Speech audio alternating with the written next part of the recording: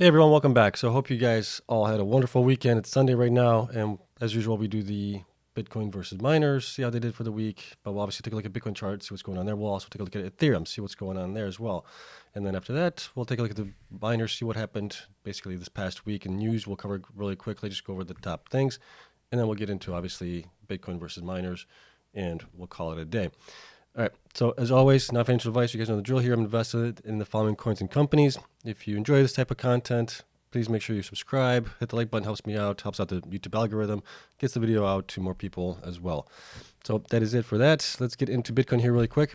So Bitcoin's at 21,707 right now. It has been going up, obviously, in the last basically 5 days. We're still in the green today. Today's not over yet. We still have about 7 hours left in the day.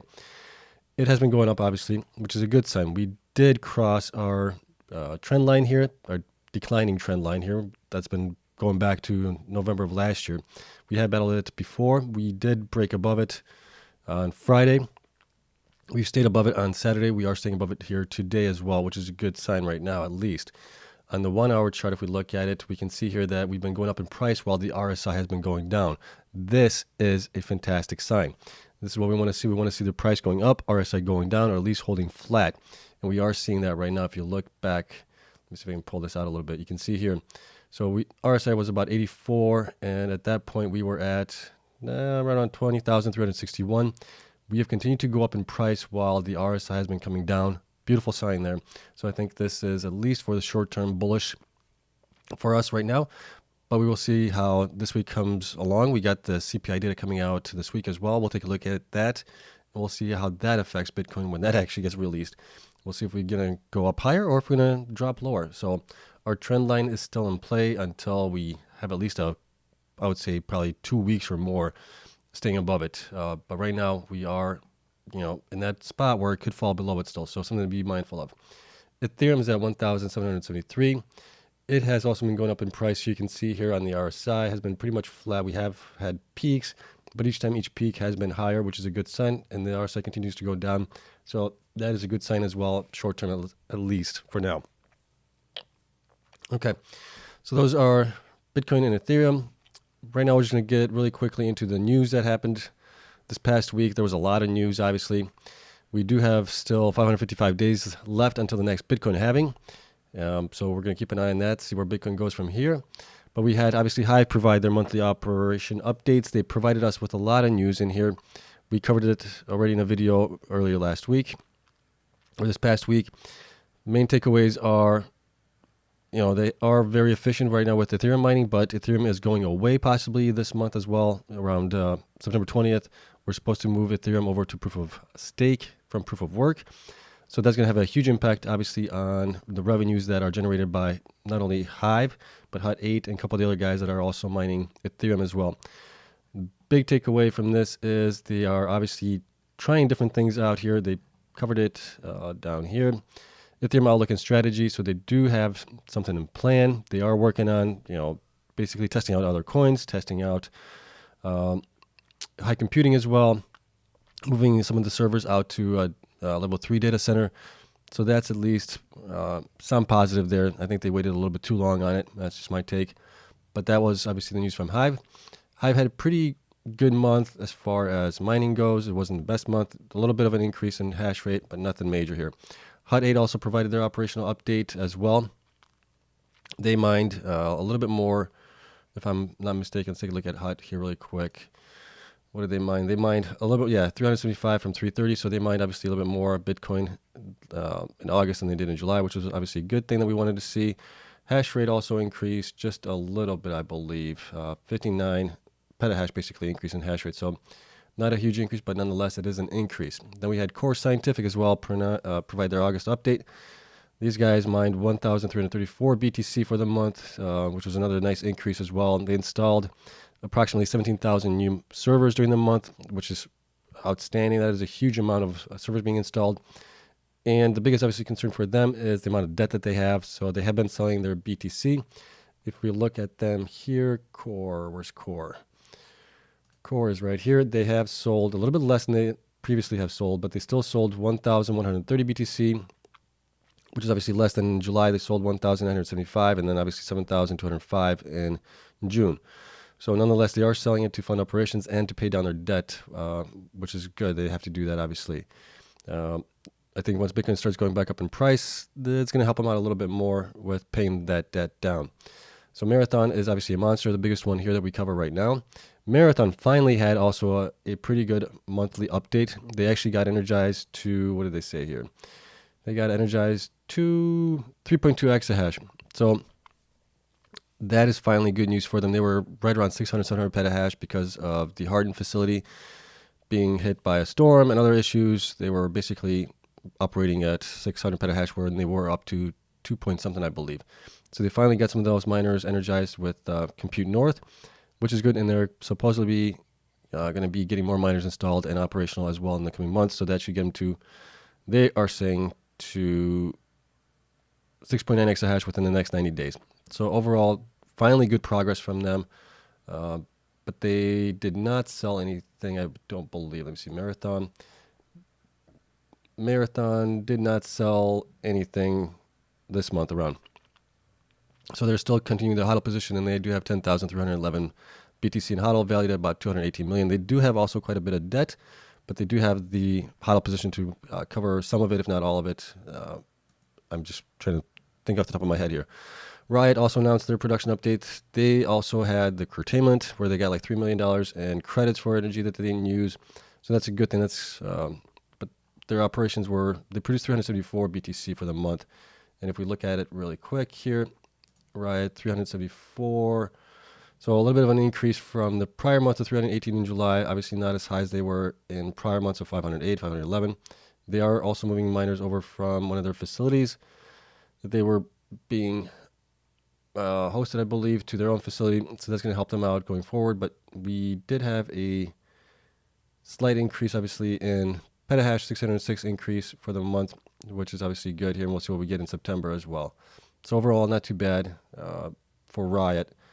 Then we had DigiHost. DigiHost was pretty much flat for the most part. They mined only 67.97. If we look at them here really quick, DigiHost was 67.97 for the month of August. In July, they were 64.17, so a little bit of an increase. But they obviously were down for quite a bit here. They sold 111, so about the same, a little bit less than they sold in June on BTC. But if we look at the month here, they were down, operational only for 26 days instead of some of the other ones. They were operational for a lot longer. So it wasn't okay. They didn't install anything, so it was just basically they, what's the word I'm looking for? I think it was just basically because the number of days was more in August than that was in July. That's the main reason for that. A little bit of an increase in BTC production. Iris Energy also had a huge month. Fantastic job by them getting more hash rate installed, BTC mined as well. So big takeaway was, let's see, Bitcoin mine was 301.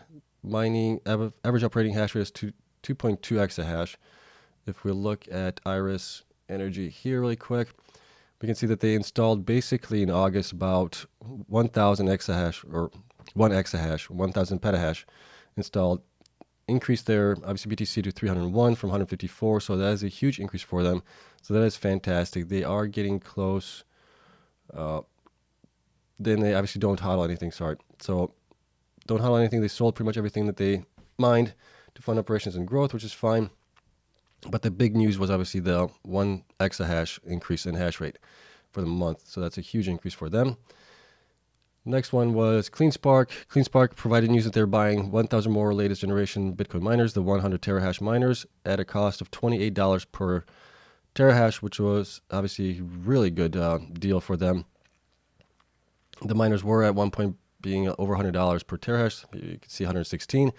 So they've been on a buying spree for the last couple of weeks here. They bought a facility, bought some other miners. They bought these miners now. And then we also have another story from them that came out on Friday where they bought Mawson's site in Georgia as well. So they are definitely doing all the right things. BitDigital also announced their production updates. They were in August produced 145.3, so it was a 2% increase compared to the prior month. Not a huge growth there. They're still waiting to get more miners installed and deployed within the hosting solutions that they're using. DMG blockchain also provided theirs, and their numbers were, let me see here. Highest revenue margins, that was all the way down here. September, Bitcoin sold, hosting revenue, debt, there we go, August. So 69 BTC added 87 petahash of mining capacity. Pretty good increase for them. DigiHost one of the smaller ones, so that's actually a pretty good increase for them. And they are obviously trying to get to 1 exahash by the end of 2022. So that makes them obviously one of the smaller miners that we do cover here. But nonetheless, this was a pretty good increase for them, being how small they are. So that was good. Sphere 3D also provided theirs, that they are finally getting the miners released from customs, which was good. They did mine 12.76 BTC. So if we look at Sphere, which is over here, Sphere 3D, it's about the same amount of BTC mined as last month, 12.78 as well. And their HODL position is 74.81. So they basically didn't sell anything for this current month at all. And they're HODLing what they have. Hash rate, no hash rate growth yet. They've been stuck at basically 100 petahash for the most part of the year now. So we definitely want to see that start going up. And they are obviously also renegotiating the pricing on the 60,000 miners that they purchased from Bitmain or one of their suppliers on it. They're trying to renegotiate the pricing on that, obviously. So we'll see if they can actually maintain this to get to 6 exahash, possibly. So we'll see on that one. And then finally, we got Argo. Argo also provided their numbers as well. Argo increased mined 235 BTC, and they increased their hash rate to 2.5 exahash. So if we look at Argo really quick, Argo's over here. It was a nice increase here from obviously June. June was 219, and they have been, for the most part, growing their hash rate consistently. We've had a couple months here where they were down a little bit, but then they rebound quite nicely, 219 in June. And then August was 235, obviously, which was pretty good. They do HODL 1,098 BTC, and they sold 432 BTC this month, or in August, which was obviously half of what they sold in June, in July. So that was obviously pretty good there. And they are obviously growing, so not a bad report there. They grew by, what did they grow by? 271 petahash for the month, which is good. And we've seen pretty consistent growth here in the last 4 months or so, it looks like. So they're finally getting miners installed and energized, which is good. And then lastly, we got the news from CleanSpark that they are buying, obviously, a site from Moss Infrastructure Group, which is in Georgia as well. A big thing is obviously it could possibly get them to 7 exahash by the end of the 2023. So right now it is at 2.4 exahash, or it's actually 1.4 exahash right now. It could get them to 2.4 exahash by early 23 and 7 exahash by the end of 2023. So this obviously helps them to get to their stated goal of getting to 22 exahash by the end of 2023.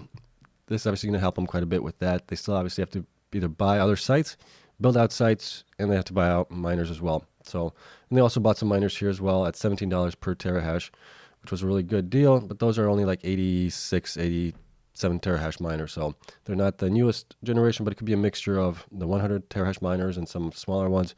But they just got a batch of those. We don't know exactly what they got.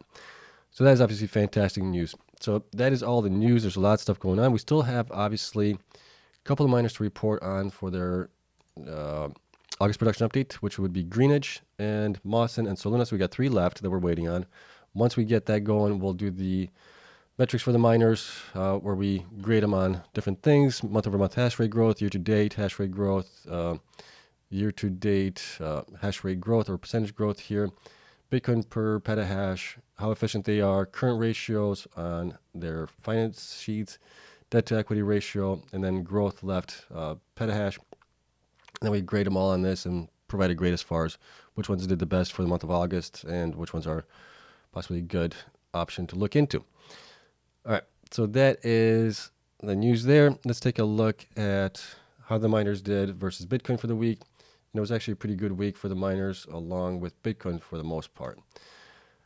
So looking at the sheet here, we got obviously Bitcoin was only up, well, it was up almost 7% right now in the week. Up to 21,364, which we're using the end of Friday's Bitcoin price. And then we got Riot, and we'll just go through this. Riot was up 24%, Marathon was up 24%, Hut 8 was up 23%, DigiHost was up 23%, CleanSpark was up 18%, Soluna was up 16%, Bitfarms 14%, Iris 12%, BitDigital was 12% as well, DMG was up 11%, Sphere 3D was up 10%, And then Hive was only 6.68. Core was up 6.6, so they did worse than Bitcoin for the week. Argo was down actually 4.77, and Mawson was down 5.63. And the reason Mawson was down was because obviously they sold a site to CleanSpark, which obviously didn't bode well for the investors. Obviously, probably freaked some investors out, scared them a little bit that they are having a hard time, managing their cash, having a little hard time with their debt. So it is capitulation by Mawson a little bit on that part. So looking at it, obviously everybody here that was above Bitcoin did far better. So we've only had 4 companies that did worse than Bitcoin for the 1 week. If we look at the 4 weeks here really quick, do that descending as well. Go to 4 weeks. We can see here that Bitcoin, where's Bitcoin? Bitcoin is up 2.33%. CleanSpark is up 3.6. Marathon is up 7.4, and Riot is up 13.9. So they did better than Bitcoin, and everybody else did far worse. The real loser here was DigiHost, is down 22.64, along with Argo at 14.49 on the 4 weeks. And then if we look at the 8 weeks really quick as well, we can see here Bitcoin is down 5.95. So everybody above this line has done better. So that includes DMG, Bitfarms, CleanSpark was up 12, Marathon is up 14, Hut 8 is up 14, Riot is up 16, Iris is up 22, Core is up 23, Hive is up 30% from 8 weeks ago. So if you bought back then, you're still doing really well. And the following miners did worse than Bitcoin would be Argo, Sphere, BitDigital, Moss, and DigiHost. Soluna's down 34, DigiHost is down 33. So not a good mark there. And finally, on the 12 weeks, if we look at it really quick as well, we can see here that Bitcoin is up 0.63 from 12 weeks ago. Then we got Core Scientific up 8.3, DMG up 16, Hut 8 up 35, Hive up 43, Iris up 51, Riot is at 59, and Marathon is up 90 from 12 weeks ago. And CleanSpark is actually down 2.43, BitDigital is 3.64, Sphere is down 6.13, Bitfarms is down 6, Argo is down 10, almost 11, DigiHost is down 35 almost, Soluna is down 44, almost 45, and then Mawson is down 46. So those have been not good plays for the most part. The interesting part here is obviously Iris. I'm starting to really look into Iris deeply here. And we'll also take a look at it when we do the grading on them. They had a pretty good run here last couple months. So that one's starting to get really interesting to me on that one. Along with, obviously, I'm already invested in CleanSpark and Bitfarms as well. But Iris is one of those that's kind of starting to poke its little head out there. It's making me get a little bit more interested in them. I got to do a little bit more research on them before I pull the trigger and possibly buy some more, before I buy some stocks. I haven't bought any yet. And that is it. I hope you guys enjoyed it. Obviously pretty quick here. Wanted to get this out of the way. And we'll see, obviously, if we get the miner information from the 3 that are remaining for August production. And then we'll do the miner versus miner as well. Grade them, see how they did. And that is it. I hope you guys have a wonderful Sunday. I'll see you guys possibly tomorrow. But other than that, thank you so much for watching. Spreadsheets are always available to my Patreon members. Thank you to everyone there. Love you guys for watching. Love my Patreon members. Thank you so much. If you enjoyed the video, hit the like button, subscribe. Helps me out. And I'll see you in the next one.